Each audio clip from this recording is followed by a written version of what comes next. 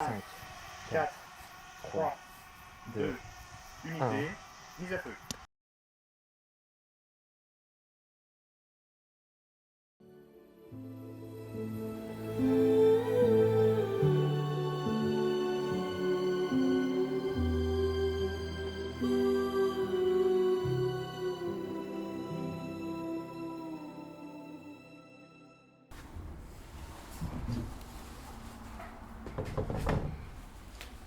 Bonjour à tous.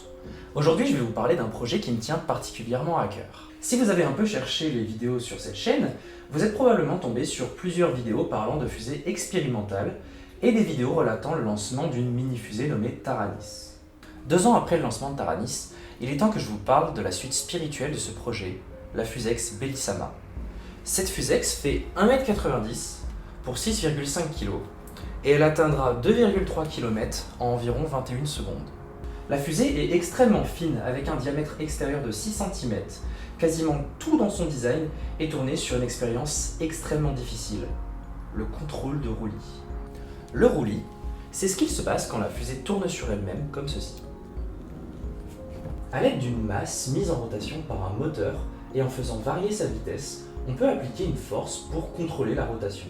Cela nécessite donc un microcontrôleur extrêmement rapide qu'on appelle une TINSI, qui utilise en plus une surcouche RTOS pour système temps réel. Pour réduire un maximum les vibrations, on a demandé à PFT Innovaltech de nous usiner une masse de manière extrêmement précise. Cette masse fait environ 2,5 kg et représente donc une bonne partie de la masse de la fusée. De plus, pour garder un diamètre extérieur très faible et donc un moment d'inertie très faible, ce qui aide à contrôler le roulis, on a demandé à CTCIA de souder les ailerons en aluminium. Et c'est du solide. Cette fusée possède une télémétrie indépendante et un séquenceur indépendant qui communique à l'aide de photocoupleurs avec la TINSI pour ouvrir le parachute exactement à l'apogée. Et en plus, on a beaucoup plus de capteurs qu'avant. On a l'altimètre, l'accéléromètre et le gyromètre qui nous sert à connaître la vitesse de rotation de la fusée et un magnétomètre qui détecte en 3D l'orientation du champ magnétique. Et enfin, on a le GPS qui nous permettra de retrouver la fusée. Évidemment, en plus de cela, on a 3 caméras. 2 caméras HD et une caméra 4K. Elles sont là dans le cas où les données sont corrompues pour pouvoir savoir si le contrôle de roulis a marché comme prévu. Et pour ramener des images stylées, évidemment. Tout cela est compris dans une case électronique ridiculement petite. La taille des batteries fait plus de la moitié du système. Comme la dernière fois, il y aura un direct sur ma chaîne YouTube. Mais cette fois-ci, on aura une interface codée en Java pour afficher les données et les sauvegarder. Il y a même une interface 3D.